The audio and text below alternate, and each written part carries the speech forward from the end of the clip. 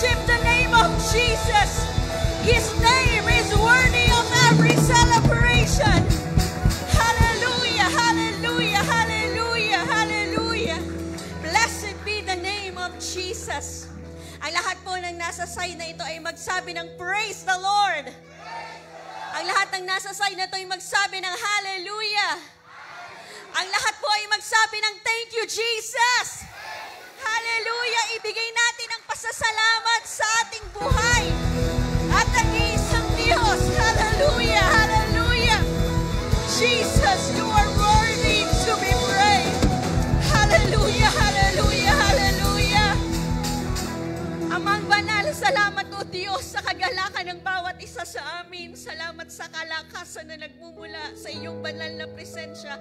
Dalangin ko, Diyos, ang aming serbisyo sa umagang ito, lubos mo pong pagpalain ang lahat ng naririto, maging ang mga nakikinig at kasama namin sa aming online worship service. Oh God, ikaw po ang manguna sa aming kalagitnaan. Patuloy mo po bungkalin ang aming mga puso sa pamamagitan ng pag-aawitan at pagsamba sa iyong harapan upang patuloy kami maging handa mamaya sa pagtanggap ng iyong mga salita.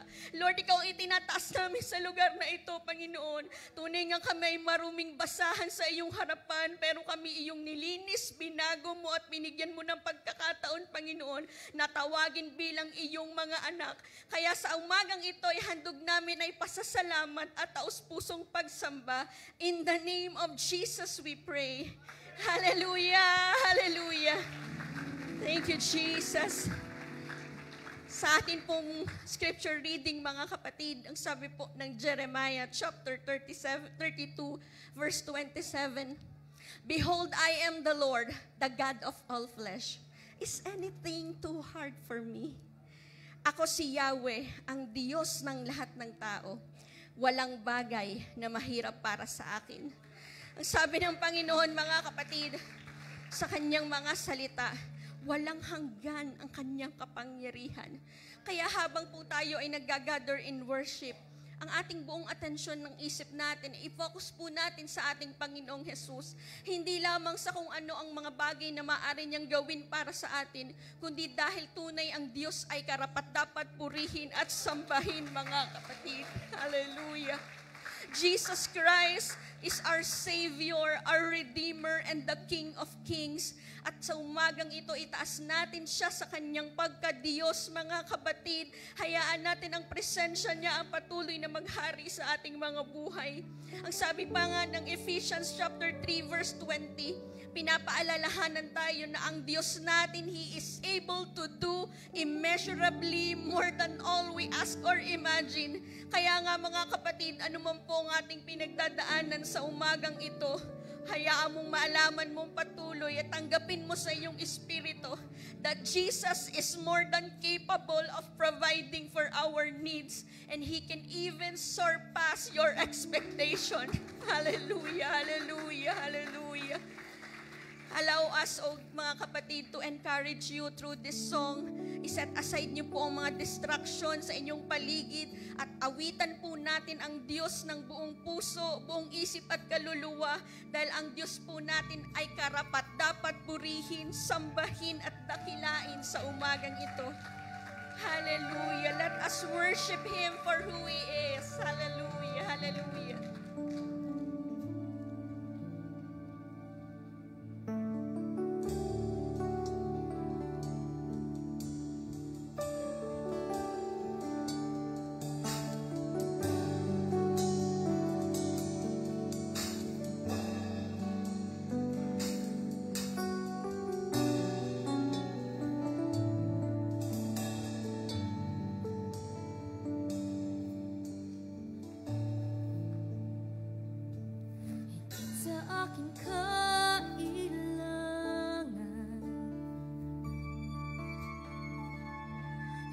Sa aking karanasan,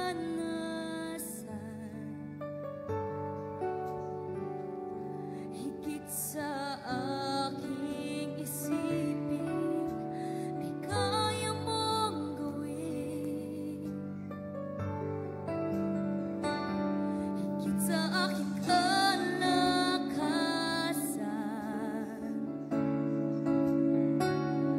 ni minsan ay hindi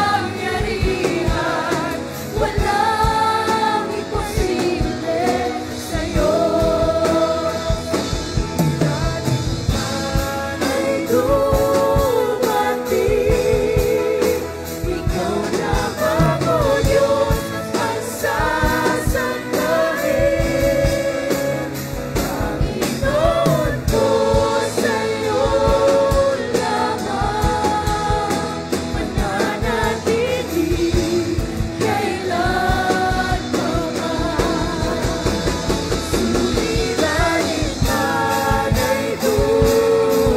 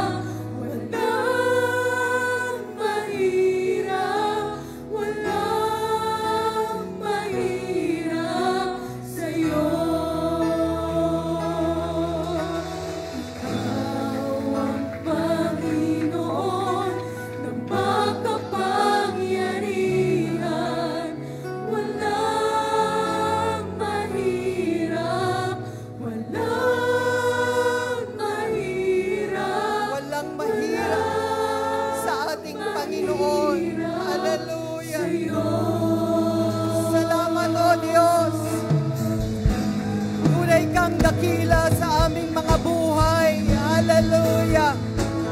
Luwalhatiin ka ng bawat isa sa amin. Hindi ka lamang makapangyarihang Diyos. Ikaw ang pinakamakapangyarihan sa lahat. You are the El Shaddai. You are the Almighty God. And nothing is too hard for you. Nothing is impossible to you, Lord God. So here we are, giving you glory, giving you honor, giving you thanksgiving. Hallelujah! Salamat, O Diyos. Walang bagay na mahirap sa'yo. Nangangahulugan. Ano mang problema, ano mang mga kabigatan na ilapit namin sa iyong harapan, may solusyon, may kasagutan. Ikaw ang magbibigay ng buong kontrol sa lahat ng mga bagay. Kaya ipinagkakatiwala namin ang lahat-lahat sa iyo, O Diyos. Our Almighty God. Nothing is too hard for you. Hallelujah. Thank you, Lord. Thank you, Lord. And even in Revelation 1:8 it says, it's our Lord Jesus Christ speaking these words, and He said, I am the Alpha and the Omega, who is and who was and who is to come. And the title is The Almighty. Ang pinakamakapangyarihan sa lahat. Ang siyang may kapamahalaan sa lahat ng mga bagay. Yamang siya rin ang manlilikha. Ang tagapag-ingat at tagapaglaan sa ating mga pangangailangan. At siyang handang magbigay ng kaganapan sa mga pangako na nakalahad sa kanyang banal na kasulatan. Come on, let's worship the El Shaddai. And the El Shaddai of the Old Testament is none other than Jesus of the New Testament. Come on, let's give Jesus the highest praise. He is the Almighty One, and nothing compares to Him. Thank you, Lord. Thank you, Lord. Thank you, Lord. Hallelujah. Hallelujah. Hallelujah. Actually, sa halip na i-welcome natin ang presence ng Panginoon, tayo ang wini-welcome ng Diyos sa dakong ito. Sapagkat siya ay nasa lahat ng lugar nauna na siya sa atin sa dakong ito. Kaya hayaan natin na maging mataas, makapangyarihan ang ating pagpupuri at pagsamba sa Kanya. And let there be joy in our hearts because we are together again in praising and worshiping the Lord. Magkamayan po tayo sa isa't isa, magbatian at magkaroon ng kagalakan. Magsama-sama tayo, magpuri sa Kanya. Magsama-sama tayo at magkaisa. Mayroong magandang mangyayari, mayroong pagpapala. Magsama-sama tayo, magpuri sa Kanya. Magsama-sama tayo, magpuri sa Kanya. Magsama-sama tayo at magkaisa. Mayroong magandang mangyayari, mayroong pagpapala. Magsama-sama tayo, magpuri sa Kanya. Magsama-sama tayo, Praise the Lord! magpuri sa Kanya. Magsama-sama tayo, Salamat sa kagalakan sa aming puso. mayroong magandang mangyayari, mayroong pagpapala. Magsama-sama tayo, magpuri sa Kanya. Jesus. Isang malakas na palakpak muli sa ating Panginoon. We welcome you in this sanctuary in the name of Jesus. Thank you, Lord. Thank you, Lord. Makakaupo na po ang bawat isa. Habang tayo po ay may bisita sa pagkakataong ito, nais din po natin siyang warmly ay i-welcome sa dakong ito. First time po siyang nakadalo. Bagamat siya po ay isa na nating kapatid sa pananampalataya from UPC Santa Maria sa Pangasinan. Si Brother Jesus Cabunoan. Meron pa po bang first time na naririto? Nais po namin kayong i-welcome pa rin sa pangalan ng Panginoon, Tatay. Praise the Lord. Tatay, ano pong pangalan nyo? Ariel? Atalia? Si Tatay Ariel. Amen. Palakpakan po natin sila at pasalamatan sa kanila pong pagpapaunlak sa paanyaya natin sa kanila. Ipag-pray po natin sila, extend po natin ang ating mga kamay towards them. Ito po ang pinakamagandang regalo na po pwede po nating mailaan sa kanila pong buhay. Let's pray. Lord God, kami po ay nagpapasalamat sa pagkakataong ito na mayroon po kaming dalawang bisita for the first time na nakadalo sa pananambahang ito. Lord God, si Brother Jesus, ganin din po si Tatay Ariel. Dalangin po namin, O Diyos, na Ikaw ang magpala sa kanila pong buhay, anuman po ang kanilang pangailangan, anuman po marahil ang kanilang mga katanungan, anuman po, O Diyos, ang mga bigat sa kanila pong kalooban, mga karamdaman marahil Ikaw ang magbigay, Panginoon, ng lubusan, O Diyos, nakapunuan sa kanilang mga kaluluwa at hayaan mong malaya nilang maranasan ang iyong kapangyarihan, gayon din ang iyong dakilang pag-ibig sa kanilang buhay. Pagpalain mo po sila, Panginoon, at hayaan mong sila at ang kanila pong buong pamilya ay mabigyan mo, Panginoon, sa tuwi-tuwi na ng iyong biyaya.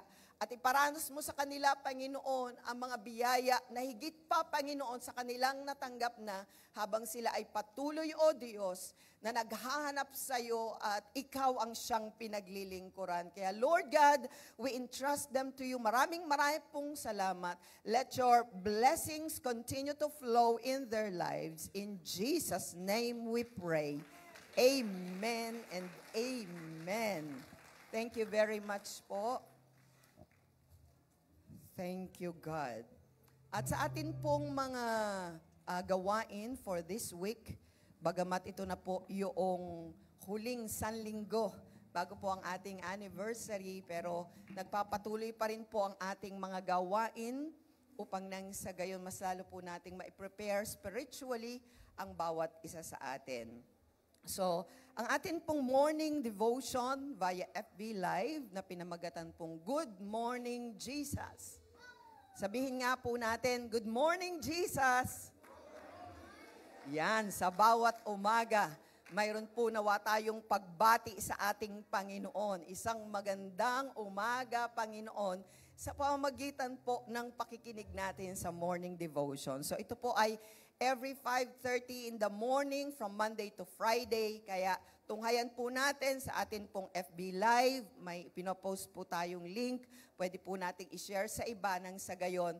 Matunghayan po nila ang pagpapalakas ng kanilang mga kaluluwa sa pamamagitan po ng kapahayagan ng salita ng Diyos at gayon din po sa pamamagitan ng pananalangin. So, we're thankful always for Pastor Guard na siya pong ating broadcaster upang lalo po nagamitin siya ng Panginoong daluyan ng pagpapala para mapalakas po tayo sa araw-araw sa bawat umaga. Ganon din naman po ang atin pong discipleship meeting, ang siya pong gaganapin natin for this week.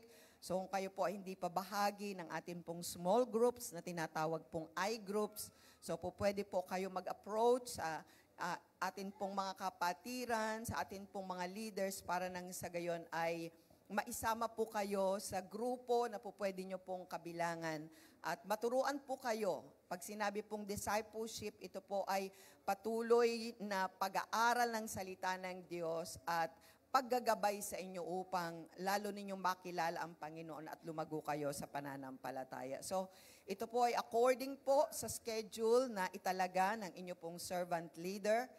Antabayanan nyo lang po yung mga announcement from your I-group para nang sa gayon ay maging kasali po tayo sa ganito pong uri ng pagpapatibay sa pananampalataya. Ganon din po ang atin pong study of the Word and prayer meeting sa lugar po ng Bawan ay nagpapatuloy every Thursday po at 6:30 in the evening. At ganon din naman po sa atin pong church sa Friday, sama-sama po tayong manalangin, lalo na nga po sa papalapit ng anniversary natin. So, Friday at 6:30 in the evening, sama-sama po tayo dito upang nang sa gayon, lalo po nating maangkin ang tagumpay sa atin pong espesyal na okasyon. At sa Sunday na nga pong parating mga kapatid, no?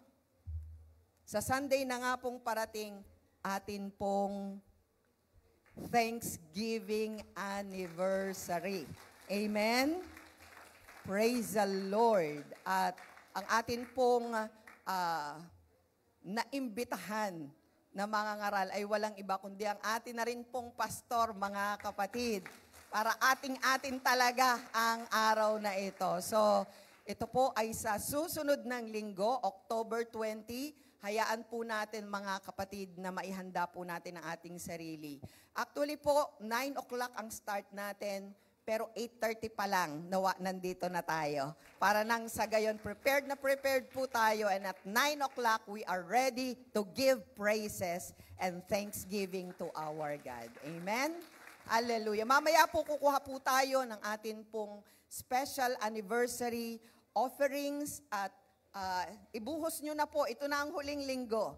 Hindi po tayo nakakuha ng atin po mga pledges, atin po mga members. May iba't iba po na mga pinagkagastusan ang bawat isa. Ang mga leaders po, nagkaroon kami ng pledges. Pero kung gusto nyo pong magbigay, humabol po kayo this week, ito po ay taos-puso naming tatanggapin para po lalo po na maging kaisa kayo sa tagumpay ng atin pong gawain. Amen po ba? So bago po magtapos ang atin pong serbisyo, kukuha po tayo mamaya ng atin pong offerings. Handa na po ba talaga tayo para po sa ating anniversary? Palakpakan po natin at bigyan ng papuri ang ating Panginoon. Amen? At kung sino po ang may-ari ng... okay na po. Sana po may announcement kasi. So, handang-handa na po ba tayo sa ating anniversary? Amen? So buong linggo po, ang prayer po natin araw-araw, patuloy pa rin po nating ilaan. Kung tayo po ay makapag-ayuno per meal o kaya naman po may araw pa rin this week, hindi po namin kayo pipigilan kung mayroon pong magpapaabot mga kabataan. And by this time mga kapatid, we will continue to worship the Lord through our giving. Amen? At hayaan po natin na sa pamamagitan ng ating pagbibigay, lalo po nating maranasan ang masaganang biyaya ng ating Panginoon. As we declare our faith, no?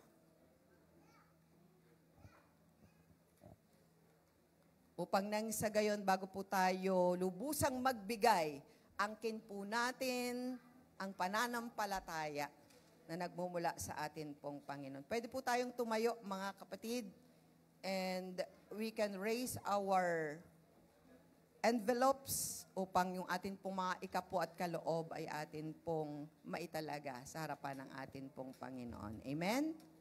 Praise the Lord. Sa atin pong multimedia. So, sabay-sabay po tayo, mga kapatid, sa pamamagitan ng otoridad ng iyong salita, magbibigay ako at inaangking kong ako'y tatanggap, siksik, liglig at umaapaw. Ngayon,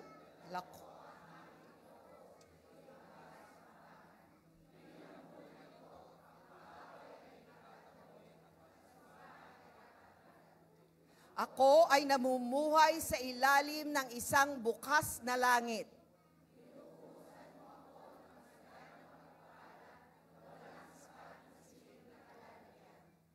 Tayo ay magkakaroon ng trabaho at mas magandang trabaho.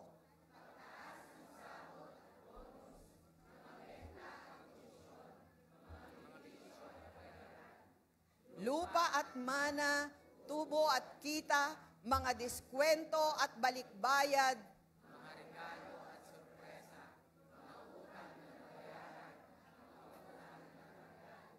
ang buong pamilya ko ay ligtas at sumusunod sa Diyos.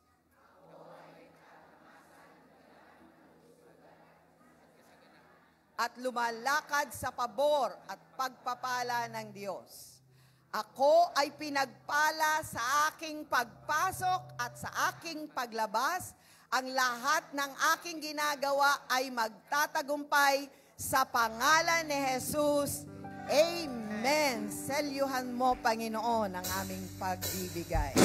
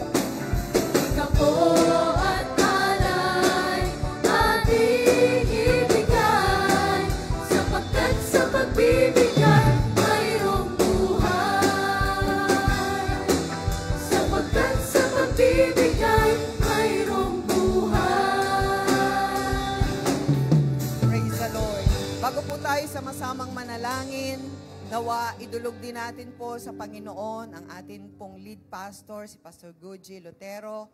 Siya po ay hindi natin kasama ngayon. Isa po ay naimbitahan sa lugar po ng UPC Calatagan upang mangaral doon. Kasama po si Inay Grace. No?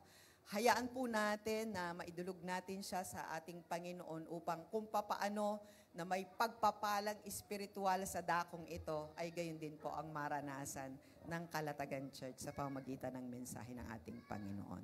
Habang hiniling ko po si Pastor Guard ang siyang magpe-pray para po sa ating mga pagbibigay at sa ating pong mga pangailangan. Praise the Lord. Purihin ka, Panginoon, sa umagang ito, Panginoon. Salamat sa biyaya mo, Panginoon, ng hininga ng buhay na ibinigay mo sa bawat sa amin. Kaya narito po kami, Panginoon, upang sambahin ka, papurihin at dakilangin ng iyong pangalan. Lord, we're praying for our tithes and our offering, Panginoon, na amin pong ibinigay sa iyo, Panginoon. Alam po namin, Panginoon, o Diyos, na ikaw ang Diyos na nagpapala ng mga pisikal at material na bagay sa bawat pangailangan po namin. Kaya naman, Panginoon, ito pong alay po namin at handog, Panginoon, na amin po ibabalik po sa iyo bilang pasasalamat, Panginoon, at obligasyon namin, Panginoon, na ibalik sa iyo ang mga bagay, Panginoon, na ibinigay mo sa amin. Kaya, Panginoon, patuloy mo kaming pagpalain, patuloy mo, Panginoon, i-provide ang lahat ng amin pong mga pangangailangan, Panginoon.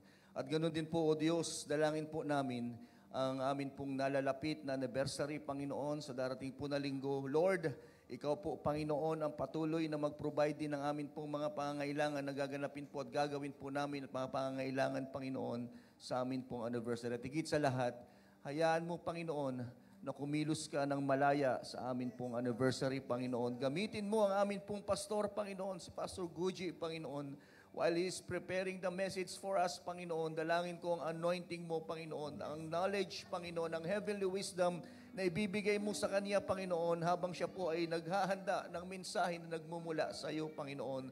Ganon din po, Diyos, siya po ay nasa kalatagan sa mga sandaling ito, Panginoon, kung paano ka kumikilos, Panginoon, sa amin, sa simbahang ito, Panginoon. Alam po namin na ganoon din po ang pagkilos mo, Panginoon, sa lugar ng kalatagan. Kaya naman, Panginoon, O Diyos, kami po ay dumadalangin ng anointing mo, Panginoon, sa kaniya, sa aming pong pastor, habang siya ay nangangaral, Panginoon, ng iyong salita, na magkaroon, Panginoon, ng mga blessing, Panginoon, kalakasan sa mga nangihina, Panginoon, na mga miyembro kapatiran sa simbahan po, Panginoon, ng kalatagan. Lord, let your anointing, Panginoon, ang siya, O Diyos, ang ibigay mo at igawad sa kaniya. We're also praying, Panginoon, as your word is being preached today by our pastor, kay Pastora Irene, Panginoon. Lord, let there be mending of broken hearts, Panginoon. Let there be emotional healing, Panginoon. Let there be spiritual strength, Panginoon. Let there be infilling of your Holy Ghost, Panginoon. Let there be revival in our church today, Panginoon. At habang nangangaral, Panginoon, ng iyong salita, si Pastora Irene, Panginoon, hayaan mo na malaya kang kumilos sa bawat isa sa amin, Panginoon. Hayaan mo mapuspos kami ng iyong banal na Espiritu Santo, Panginoon, upang magsilbing kalakasan sa bawat isa sa amin, Panginoon. At higit sa lahat, ang bawat isa na nakikinig. And I'm praying, O Lord Jesus, while we're listening to your word, amin po, Panginoong, sinusuway ang anumang distraction, Panginoon, sa pakikinig ng iyong salita, Panginoon. Alisin mo ang ingay, Panginoon, bagkus ang pagpupuri sa iyo, ang pagbibigay, Panginoon, ng suporta sa mga ngaral sa pamamagitan ng pagsalita po namin ng amen and praise the Lord sa iyo, Panginoon. Salamat po, Diyos, sa gagawin mo, Panginoong revival sa amin. Sa umagang ito, Panginoon, inaangkin na po namin ang tagumpay. In the name of Jesus Christ, we pray. In Jesus' name, amen and amen. Hallelujah! Hallelujah! Habang patuloy po tayo na magbibigay ng papuri sa Diyos, sa pangunguna po ng ating sanctuary of worship, at ihanda po natin ang ating mga sarili sa pangaral ng salita ng ating Panginoon.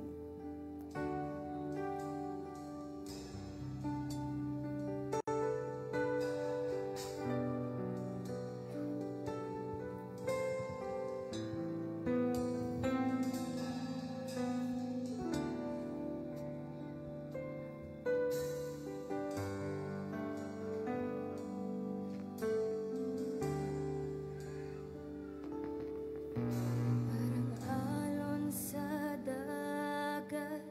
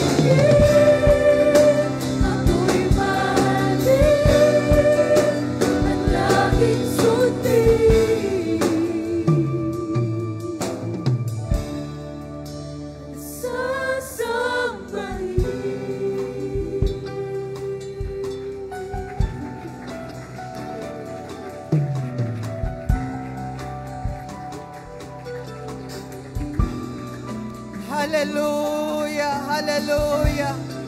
Come on!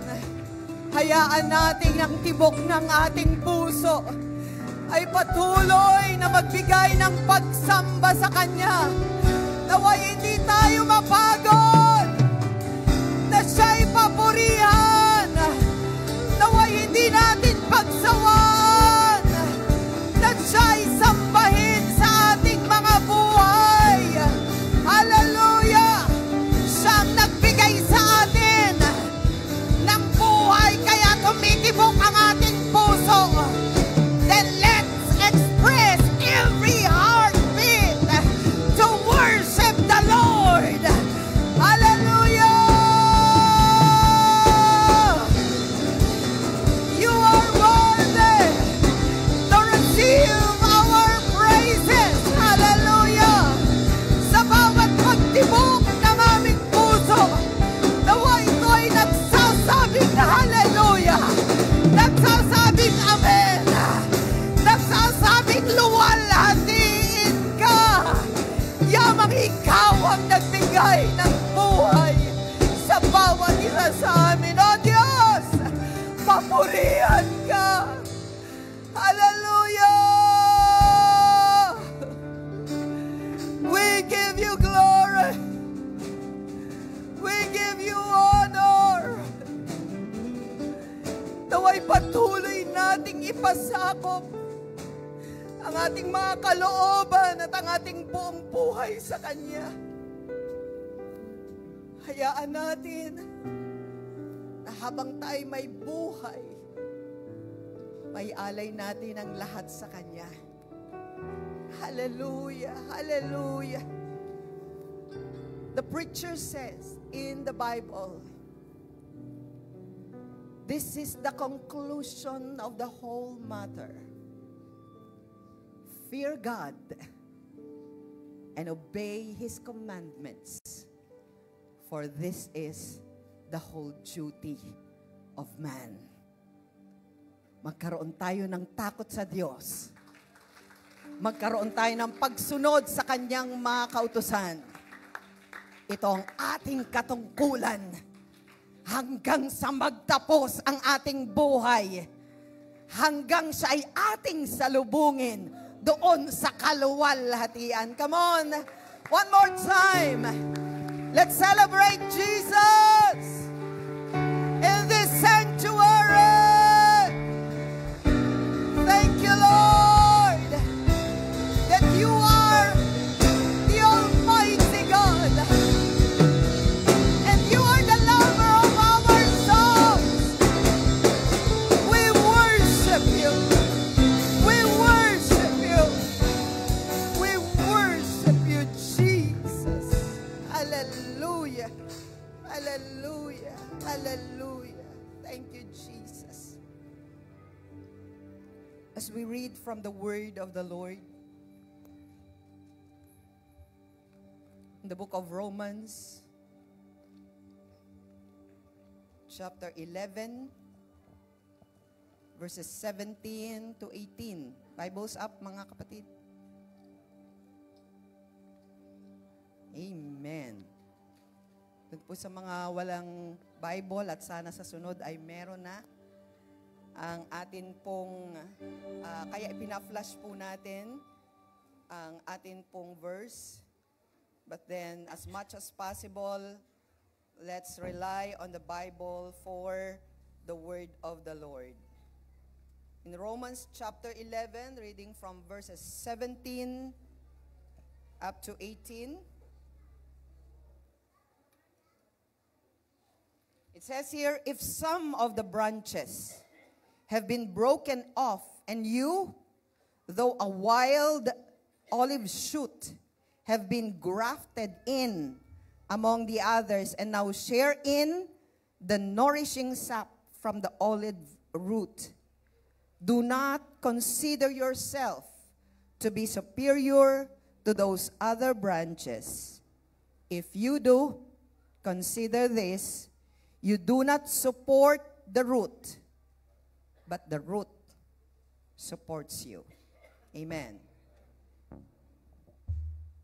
Sa Tagalog po, Datapwat kung ang ilang mga sangay nangabali, at ikaw, na isang ulibong ligaw, ay isinanib ka sa kanila, at ikaw ay naging kabahagi nila sa ugat ng katabaan ng punong ulibo.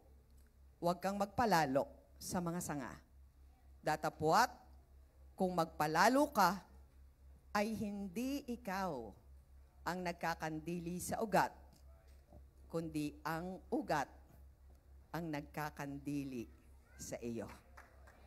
Pagpalain po ng Diyos ang pagkabasa ng kanyang mga salita. Manalangin po tayo. Amang banal, ang iyo pong mga salita ay buhay at mabisa.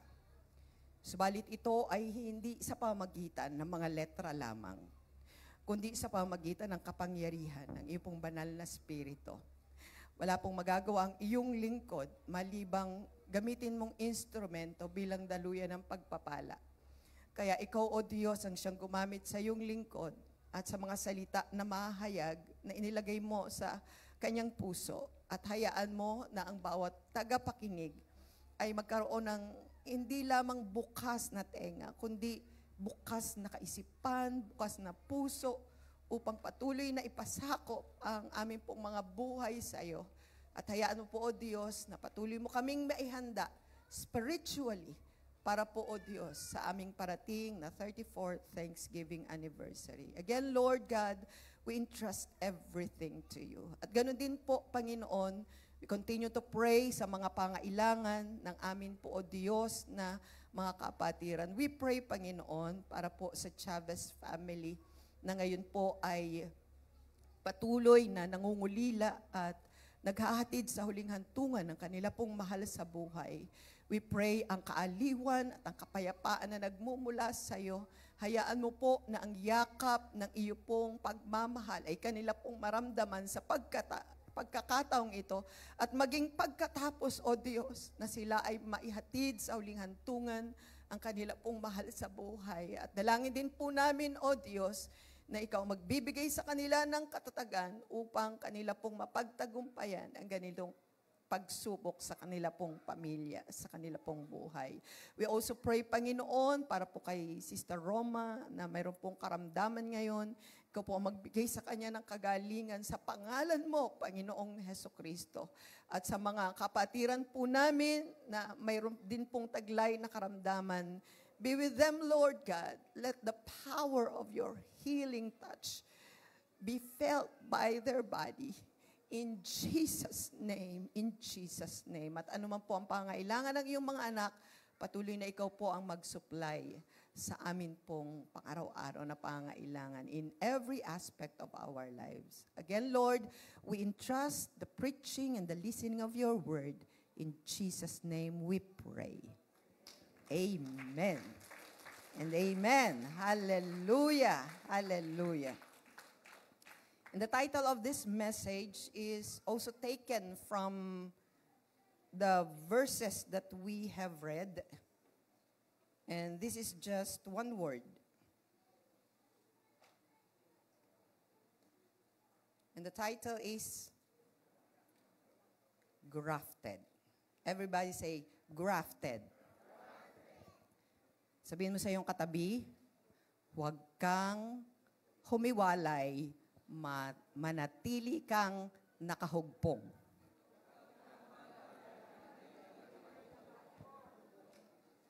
Makakaupo na po ang bawat isa. Grafted.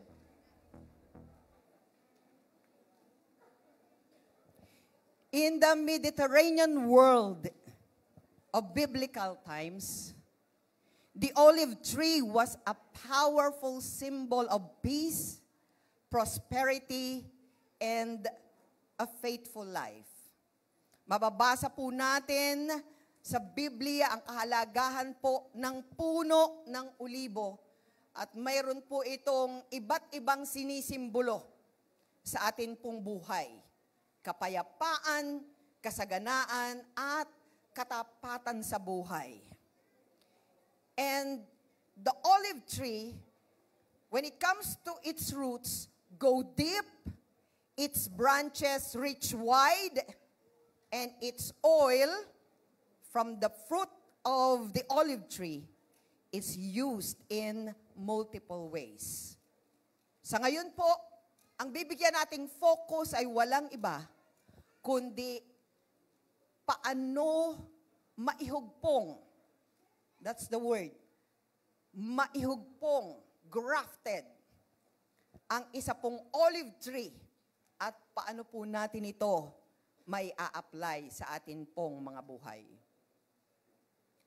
When it comes to grafting the olive tree, meron pong tinatawag na scion or the healthy branch.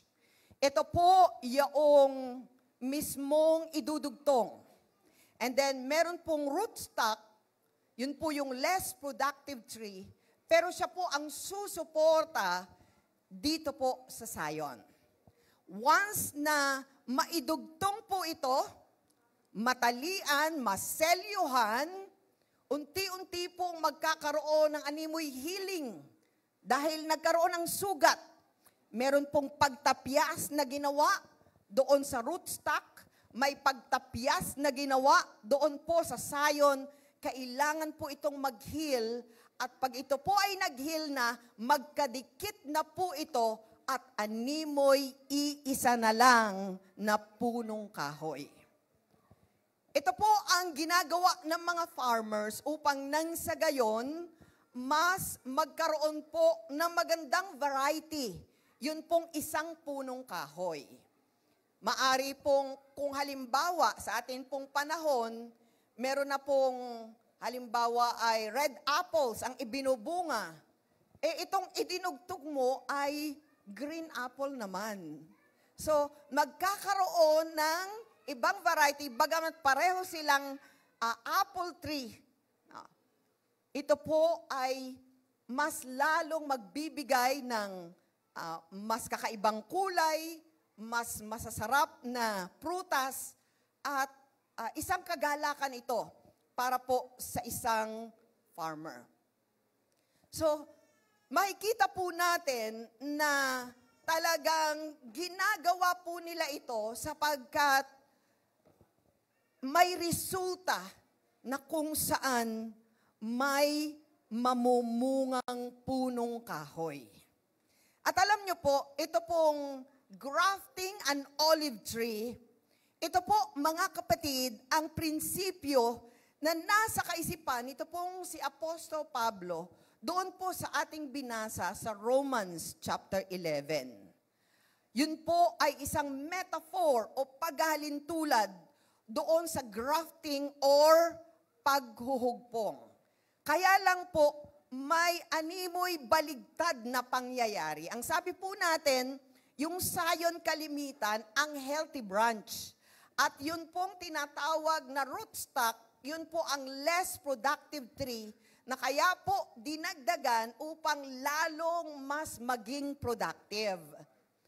Pero dito po sa Romans chapter 11, sinasabi po na mayroong isang dating sanga at ito po ay pinutol and then kumuha ng sanga mula sa isang ligaw, wild olive tree, at yun po ang inihugpong doon sa ulibo at nang magkaroon ng isang panibagong buhay, ito pong olive tree.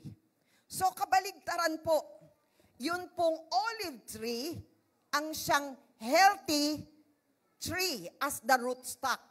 At ito pong sayon, dahil ito po itong wild branch from a wild olive tree, yun po ang mas mahina, pero binibigyan ng kalakasan sa pamagitan ng pagkakadugtong doon sa punong kahoy. At ano po ang paghahalintulad na nais gawin nito pong si Apostol Pablo? Ito po yun.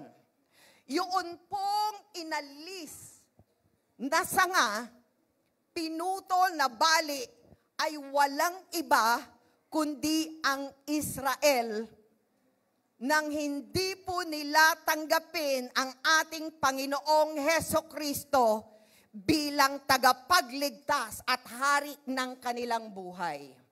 We know from history, we know from the Bible, and even up to now, hindi po tinatanggap na majority ng mga Hudyo ang atin pong Panginoong Jesus bilang siyang Mesiyas na inihula mula sa lumang tipan.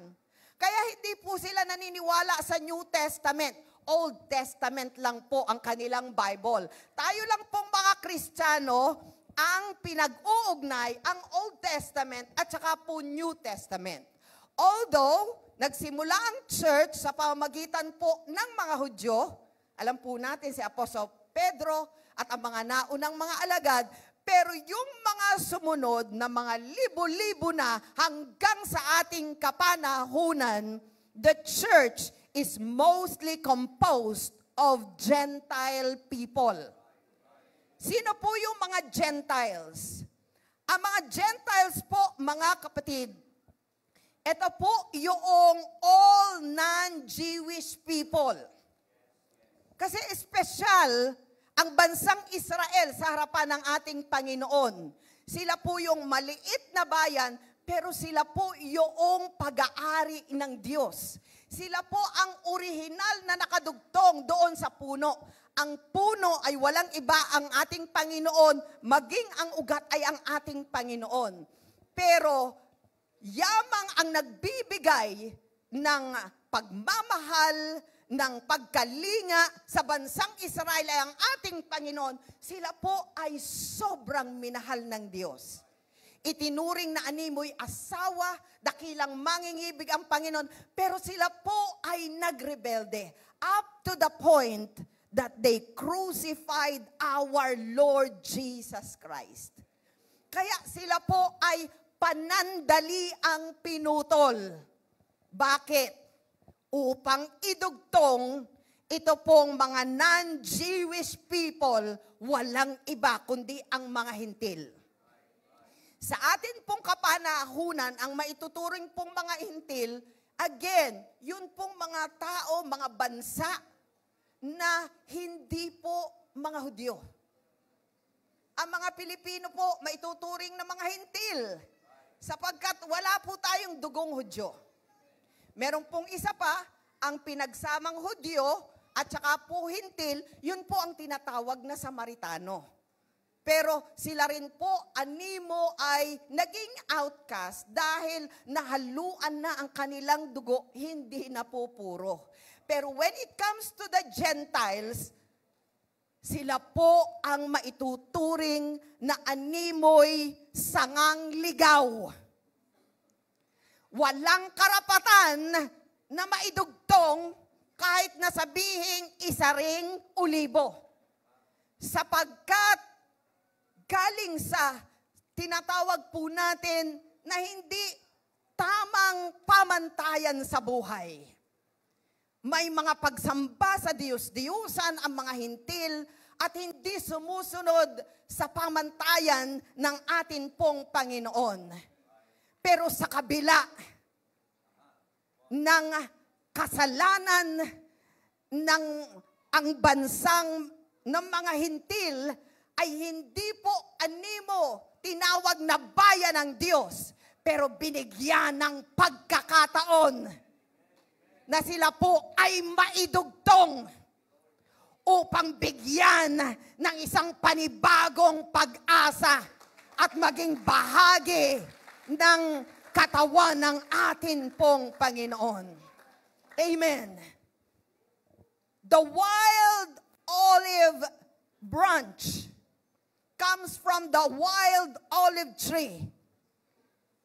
And it represents our lives before we knew our Lord Jesus Christ. Ano pong klaseng buhay mayroon ang bawat isa sa atin noon? Chaotic, untamed, and separated from the life that God intended for us. It is a life of wildness. Ganyan po ang buhay natin bago tayo nakakilala sa atin pong Panginoon. Hindi po natin natatanggap ang spiritual nourishment na nagmumula doon sa ugat na walang iba kundi ang Panginoong Diyos. We may try to grow, but our fruit is often limited or stunted, lacking the fullness that comes from divine connection. Ano po ang buhay natin dati? Tayo po ay bigo. Tayo ay talunan. Walang direksyon ang buhay. Madilim. Walang pag-asa. Puro ng bisyo. Wasak ang atin pong buhay. O mayroon tayong tagumpay dahil may salapi tayo at marahil may karangalan, tinitingala tayo. Ngunit walang kapayapaan, puno ng galit at selos, pakunwari ang kagalakan, tiimbagang sapagkat gustong maghiganti. Bakit po? Sapagkat hiwalay sa puno na nagbibigay ng buhay. Walang ugat ng tunay na pagpapala na mapagkukunan ng tunay na lakas at tapang. Walang matibay na pananampalataya sapagkat hiwalay sa Diyos. Ngunit dahil sa kanyang dakilang pagmamahal at biyaya sa ating buhay, dahil sa kahabagan ng Diyos, kinaawaan niya tayo at binigyan ng pagkakataon na maihugpong sa puno upang magkaroon tayo ng pagdaloy ng kanyang kapangyarihan, ng kanyang pagpapala, ng kanyang mabubuting mga gawa, nakikilos sa ating mga buhay upang mabuo ang magagandang patotoo at upang maranasan natin ang isang pinagpalang buhay at isang araw, isang buhay na walang hanggan. Oh Lord, thank you, Jesus. By God's grace, He chose to graft us into His tree, into His kingdom, into the family of believers. Ito po ay hindi sa pamagitan ng atin pong galing, kundi sa pamagitan ng kanyang kahabagan, na tayo po ay kanyang inanyayahan upang maalagaan, sapagkat kung hindi tayo ihuhugpong doon sa mismong puno, wala po tayong kapangyarihan. In Christ, we are now cleansed, we are now accepted, we are no longer foreigners or outsiders. We now have access to the richness of God's covenant promises and spiritual blessings. We now have the promise of eternal life. Hallelujah! Kaya ano po ang sabi sa 1 Corinthians 6:9-11? Hindi nyo baga nalalaman na ang mga liko ay hindi magsisipagmana ng kaharian ng Diyos? Huwag kayong padaya kahit ang mga mapakiapid, ni ang mga mananamba sa Diyos-Diyusan, ni ang mga mangangalunya, ni ang mga nangbababae, ni ang mga mapakiapid sa kapwa lalaki, ni ang mga magnanakaw, ni ang mga masasakim, ni ang mga maglalasing, ni ang mga mapagtungayaw, ni ang mga manlulupig ay hindi magsisipagmana ng kaharian ng Diyos. Ganyan po kadirekta ang banal na kasulatan when it comes doon sa pagiging wild olive tree, wild olive branch natin. Wala po tayo, mga kapatid, karapatan na maihugpong. Hindi po tayo healthy branch. Tayo po ay sinful branch, mga kapatid. Pero dahil nga sa pag-ibig ng Diyos, ito po ang naging resulta noon, sabi sa verse 11, some of you were once like that. Hallelujah! Ganyan ang mga ilan sa inyo. Pero ano ang sabi ng banal na kasulatan? Ngunit nahugasan na kayo. Ngunit binanal na kayo. Ngunit inaring ganap na kayo sa pangalan ng Panginoong Hesukristo at sa Espiritu ng ating Diyos. Hallelujah! Hallelujah! Nararapat na bigyan natin ng papuri ang Diyos sapagkat siya ang naghango sa atin mula sa isang pagiging ligaw na olibo upang maidugtong na animoy isang orihinal na sanga at maituring na anak ng ating Panginoon. Kahit tayo ay mga anak sa labas, animo kung sa pagkakumpara. God's grace doesn't just invite us into His kingdom. It actually grafts us into His family. Kaya kung paano po ng isang gardener ay intentionally inihuhugpong ang wild branch dito po sa isang healthy tree, God brings us into His purpose with care and precision. We are no longer wild. We are grafted and cultivated. Again, we have been washed. We have been sanctified. We have been justified in the name of the Lord and by the Spirit of our God. Muli bigyan natin ng papuri ang ating Panginoon. Thank you, Lord. Thank you, Lord. Higit pa po yan sa kung ano bang mga kayamanan at karangyaan sa sanlibutan ito.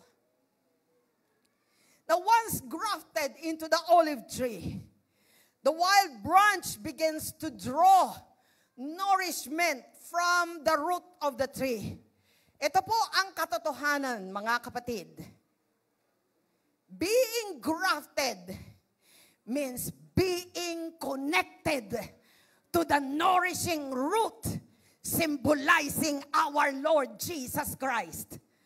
Kung hindi tayo maihuhugpong, nangangahulugan, walang sustansya, walang pagdaloy ng biyaya, walang pagdaloy ng tagumpay na magmumula sa ugat na sumisimbolo sa ating Panginoong Hesukristo. Ang ugat, mga kapatid, ay ang ating Panginoon. That's why we should be deeply rooted in Christ as we are engrafted into the tree of His kingdom and of His family. Hallelujah! Kaya hindi talaga sa sarili natin nakapangyarihan o kakayanan, kundi ito ay dahil sa kapangyarihan ng ating Panginoon. Thank you, Lord. It's a transformation that allows us to grow, to flourish, and to bear fruit in ways we could never do on our own. Hindi natin kaya sa ating sarili. Tayo makasalanan. Ang tayo gumagawa ng lahat ng pamamaraan upang madagdagan ang haba ng buhay. Pero kahit humaba ang ating buhay, kung wala tayong koneksyon sa Diyos, kung wala tayong takot sa Diyos, walang saysay ang haba ng ating buhay. Pero kahit ito ay maigsi lamang, may mga kabataan na namamatay sa murang edad. Pero kung ibinigay nila ang kanilang buhay sa Diyos, nakadugtong sila doon sa puno ng olibo. May kabuluhan ng buhay. Hindi sayang at lubos na bibigyang gantimpala ng ating Panginoon. In Jesus Christ, we find everything we need for spiritual growth.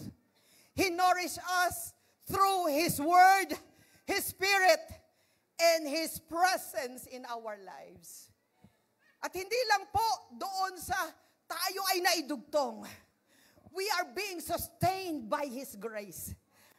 Tayo po ay patuloy na inaalagaan. The grafting process is instantaneous.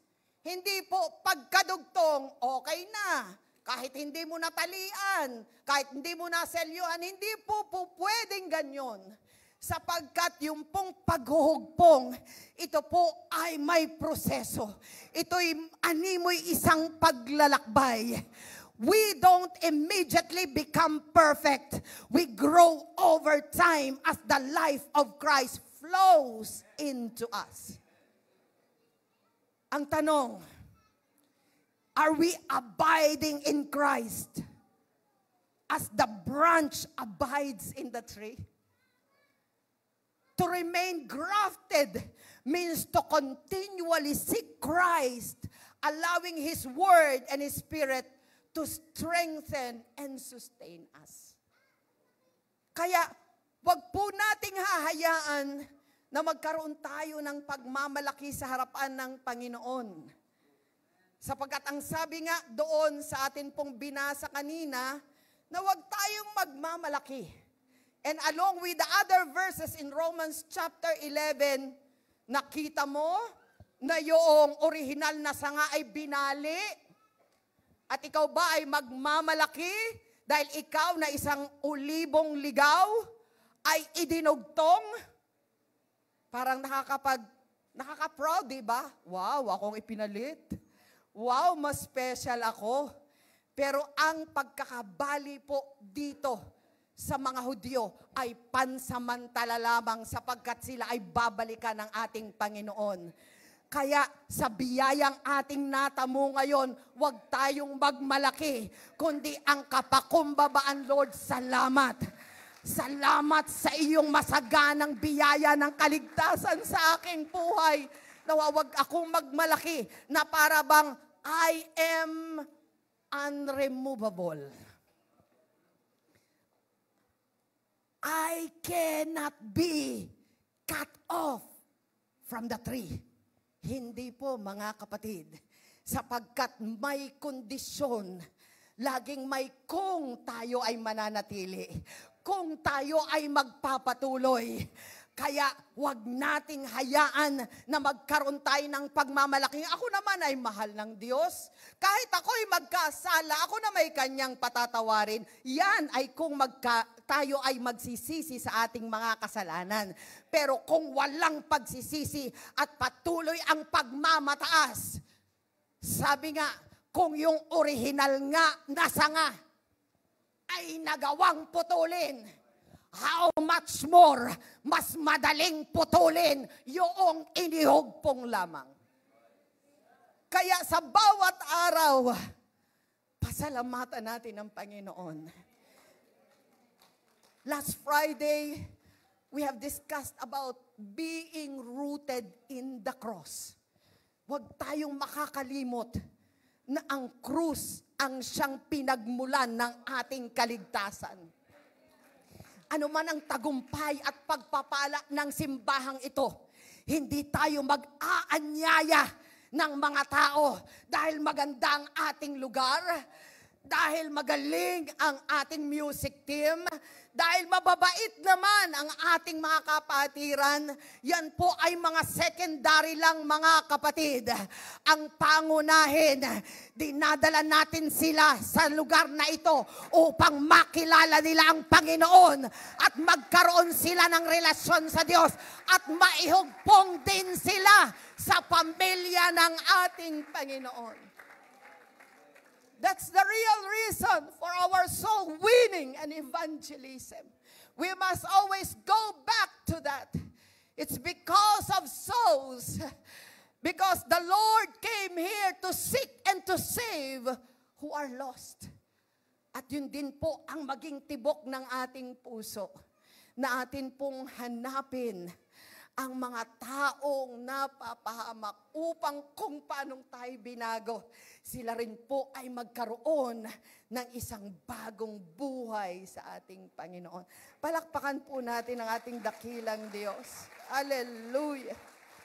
Hallelujah! Hallelujah!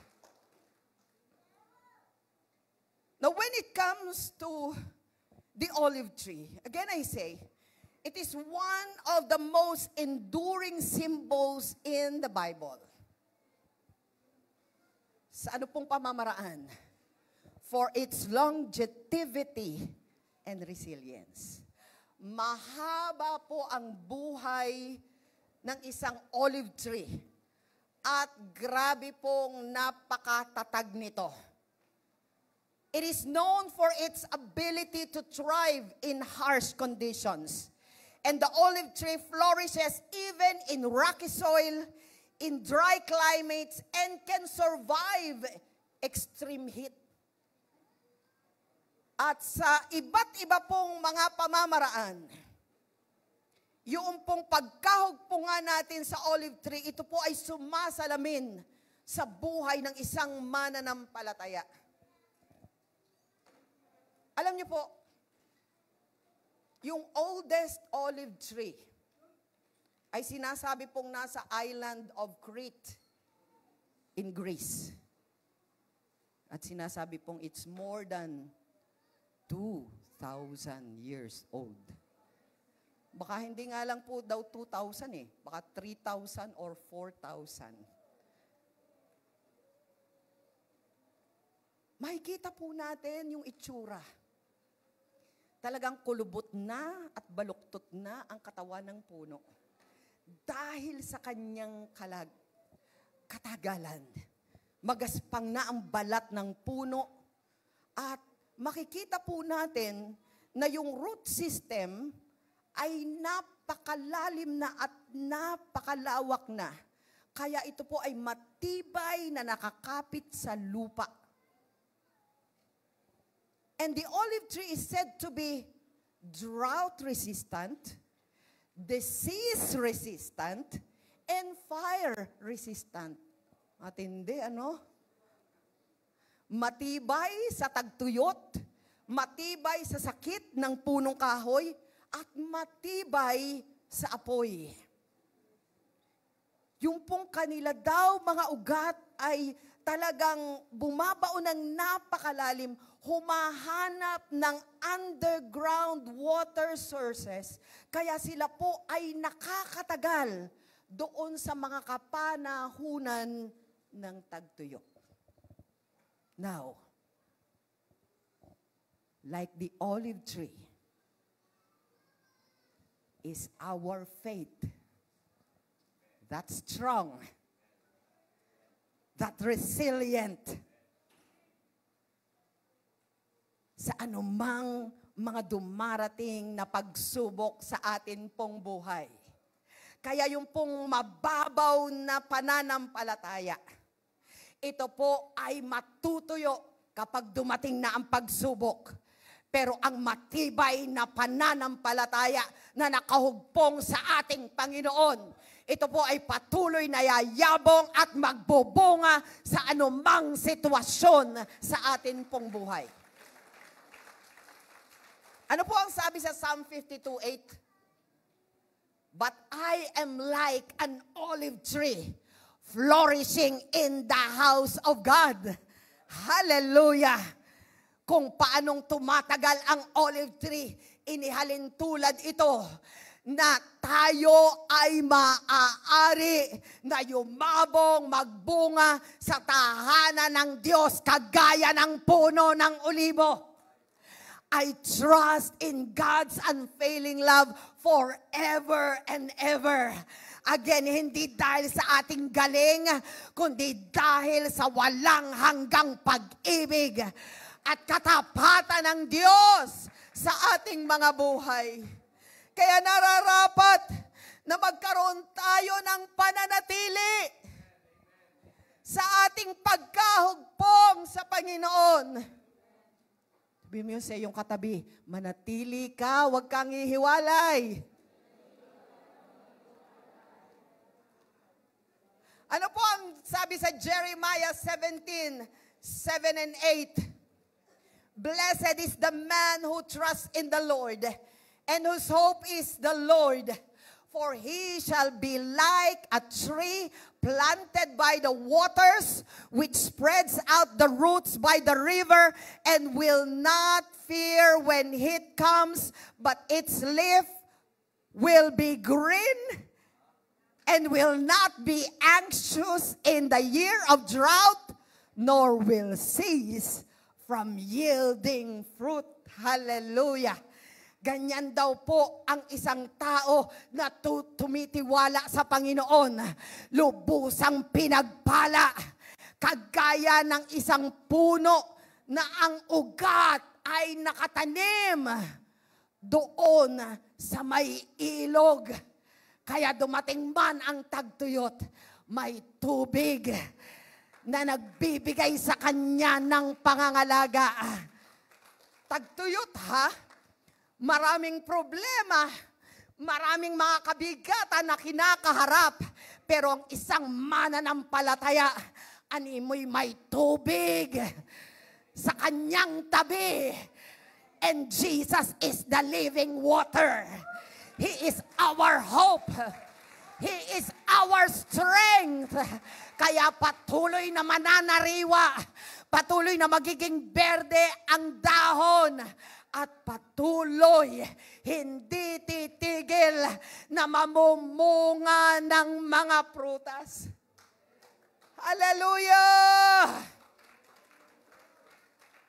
Gaano na po nakatulong ang ating pananampalataya upang matagal natin ang mga panahon ng pagkatuyo, upang patuloy pa rin natin na makita ang bunga sa atin pong mga buhay.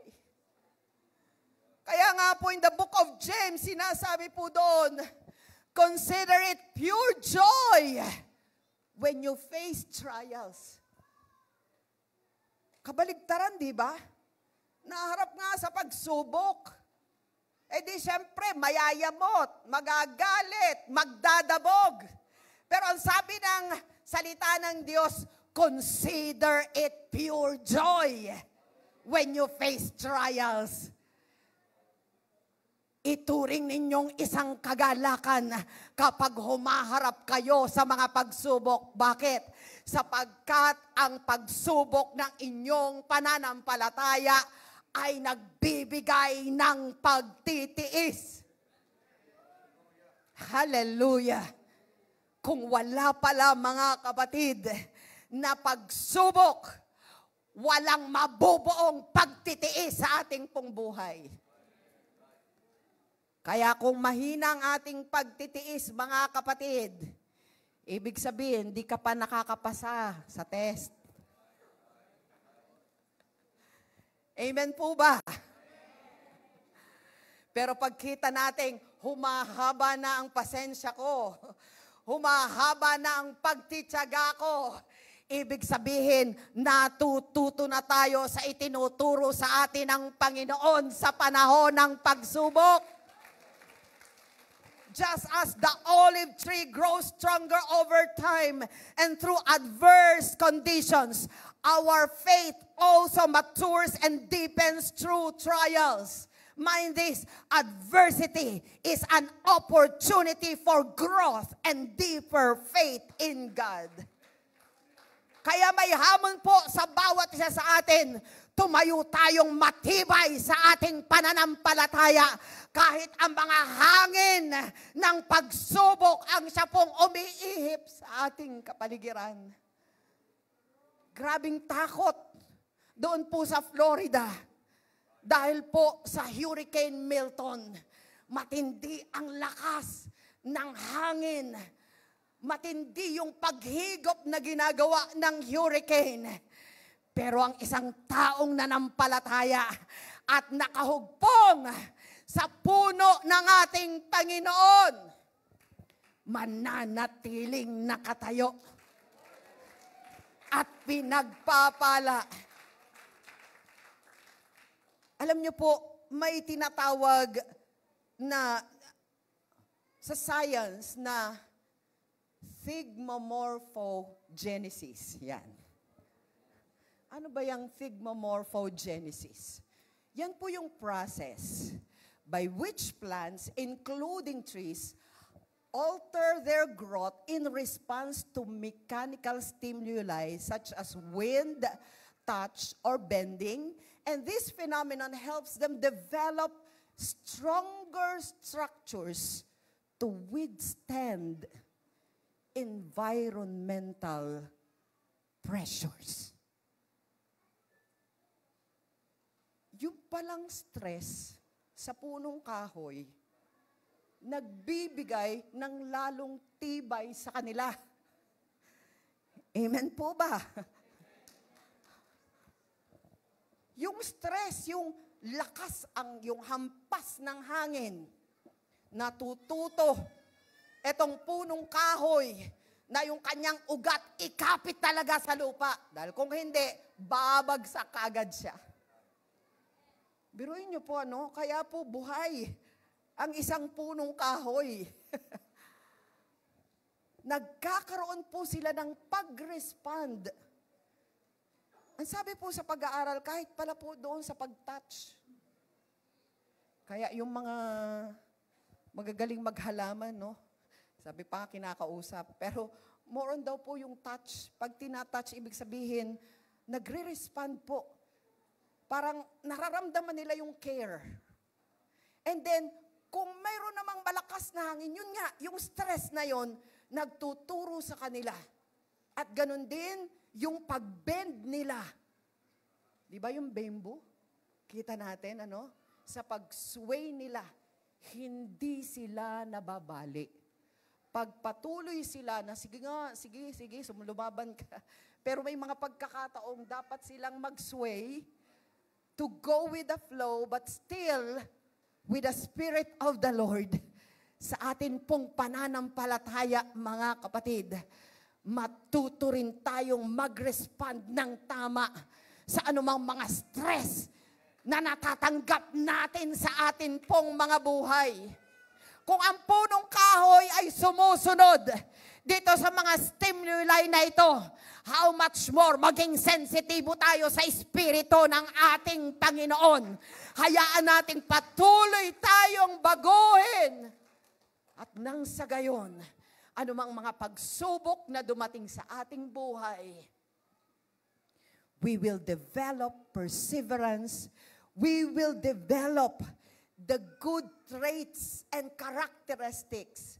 We will develop Christ-like attitudes and character na hindi kayang mag-manifest sa isang taong walang Kristo sa kanya pong buhay. Amen po ba, mga kapatid?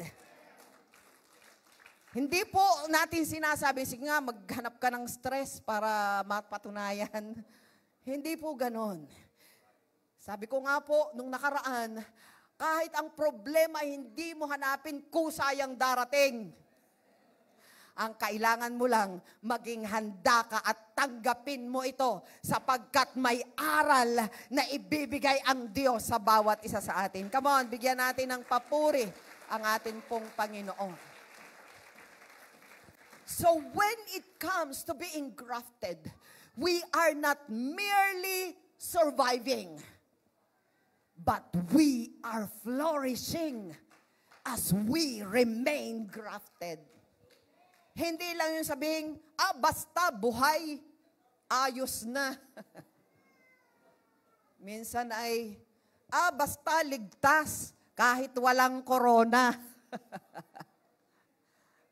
Kasarap ganang nag-graduate, magmamarcha ka na, masasabitan ka pa ng medalya. At ganyan po ang nais ng ating Panginoon. Hindi lang po yung mag-survive tayo. Uy, nakalagpas ako. Buti na lang. 75. Pasang-awa. Ayaw ng Diyos ng pasang-awa, mga kapatid. Sa pasimula, sapagkat tayo ay mga bata pa sa pananampalataya. Pero we should continue to grow. Yung 75, gawin nating 77, 79, hanggang maging 81. Hanggang mamaya pa lang ay 90 na. Ang sarap sa pakiramdam. Lilingunin mo, dati ako ay pasang-awa, ngayon ay pasadong-pasado. Nagbigay ng kaluguran sa Panginoon sapagkat namumunga. In John 15:5 it says, ang ating Panginoong Hesukristo mismo ang nagsabi nito, I am the vine, you are the branches. Sabi niya, ako ang puno, kayo ang mga sanga. If you remain in me, and I in you, you will bear much fruit. Apart from me, you can do nothing. Kapag hiwalay tayo sa Panginoon, wala tayong magagawa. Kaya pag sinabi mong, talunan na ako, bigo na ako, wala na akong pag-asa, inihihiwalay mo ang sarili mo sa Diyos. Pero kahit na inuuga tayo, Lord, patuloy akong mananatili. Patuloy akong nakahugpong. Ano man ang mangyari. Because apart from you, I cannot do anything, Lord. Ang ating kapangyarihan, ang ating pamumuga ay nasa ating pagkakahugpong sa Panginoon. As we stay connected to Him, we bear the fruit of the Spirit. We have love, we have joy, we have peace, we have patience, we have kindness, we have goodness, we have faithfulness, gentleness, and self-control. Ito po ay hindi dahil, ay mabait yan, kaya talagang may self-control yan. Hindi po, kahit ang pinakamabait, hindi niya makakaya. Dahil ang tunay na kapangyarihan ay nasa espiritu lang ng ating Panginoon. Kaya dapat po na patuloy tayong nakahugpong sa Kanya upang nang sa gayon, manatili po ang ating katatagan at ang ating mga bunga. Alam niyo po,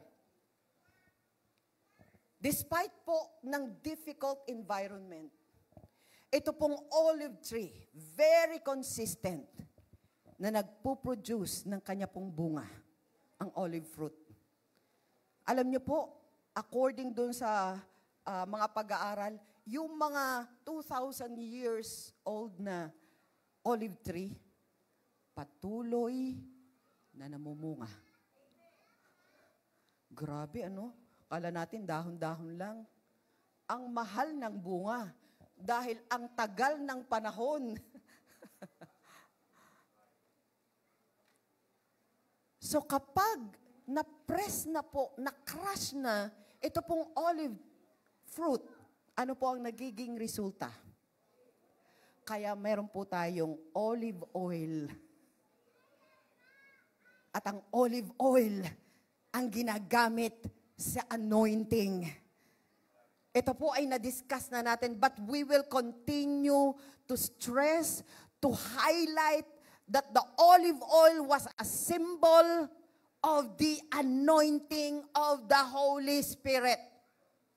Kung papaano ang mga hari, ang mga saserdote, ang mga propeta, sila po ay pinunasan ng langis upang sabihin na sila po ay inihiwalay para sa serbisyo o paglilingkod sa Panginoon.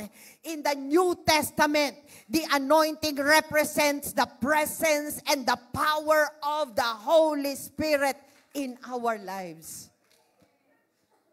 Ang sabi po mga kapatid ng Bible, it's not by might. It's not by power. It's by the Spirit of the Lord. Alam niyo po, kahit normal na pagbubuhos ng langis in the Old Testament, doon na ipakikita na ang Diyos ay kumikilos sa kanila pong buhay. Let's take for instance, ito pong si David. Alam po natin na bata pa lang siya. Possibly, ang sabi po sa mga pag-aaral, mga 17 years old pa lang siya. A ruddy youth. Parang namumula-mula pa ang kanyang mga pisngi dahil nasa kabataan pa siya. Nag-aalaga ng tupa, pero ipinatawag yung anak nitong si Jesse sapagkat walang napili doon sa mga magkakapatid na magiging sunod na hari bilang kapalit nitong si Haring Saul. At nung ipakita ng Diyos dito po kay Samuel na ang kanya pong dapat napunasan ng langis ay itong si David. Let's see that verse. It says there, then Samuel took the horn of oil and anointed him in the midst of his brothers. At ano ang nangyari? And the Spirit of the Lord rushed upon David from that day forward. Hallelujah!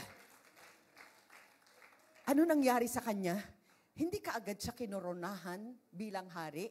Siya nga ay pilit pa na pinagtangkaan many times. Naging palaboy po siya.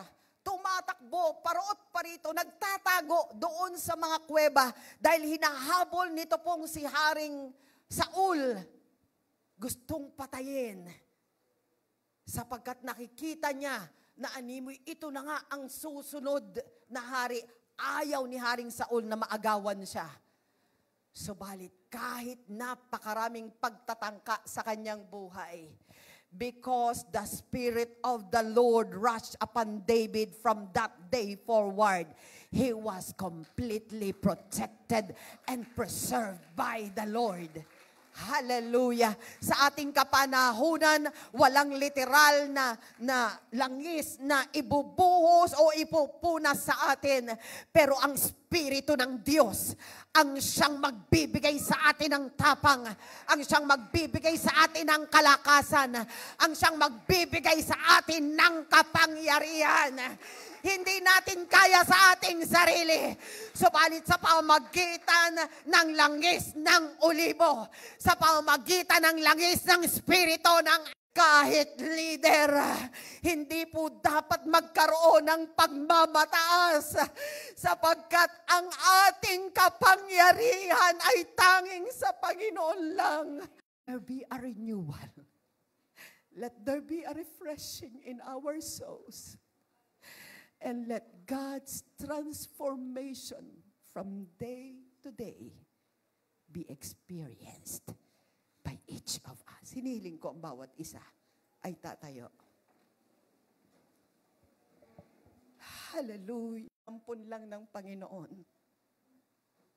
Pero ang nais ng Diyos na makita sa atin ang mga katangi ang hinahanap niya sa mga Hudyo na hindi niya nasumpungan sapagkat sila ay nagrebelde. Nawa sa mga hintil,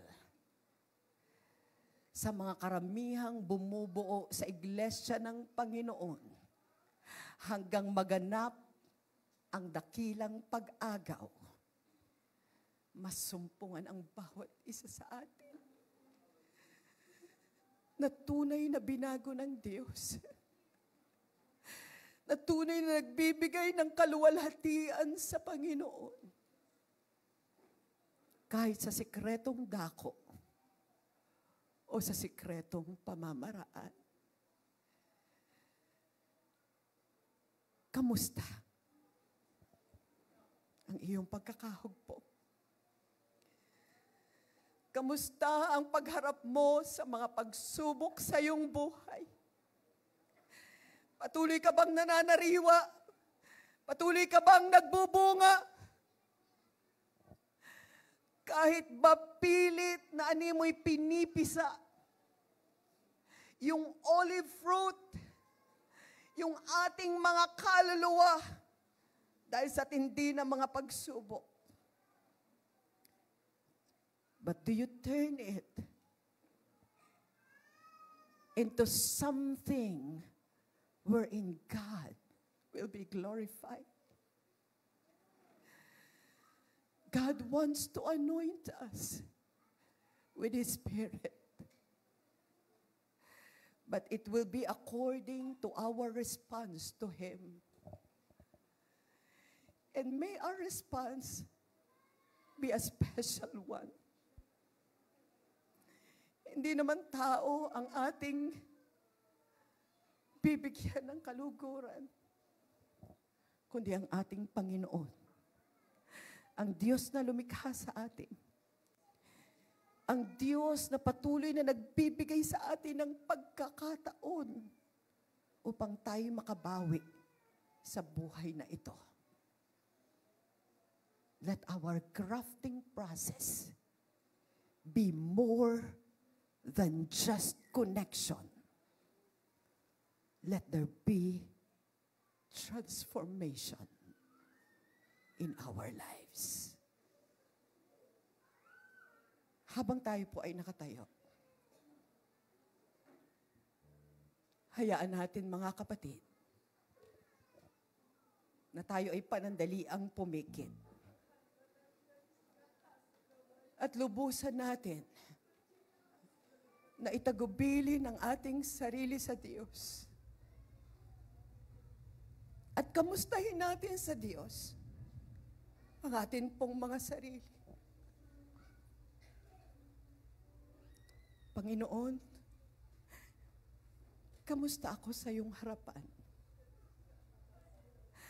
Panginoon, kamusta ang pagkakahugpong ko sa iyo? Baka hindi ko alam, mababali na pala ako. Pero ang nasa isip ko, hindi, nakadugtong pa ako. Let's be honest to the Lord. And as we find our true position in the sight of the Lord, then let's make amends.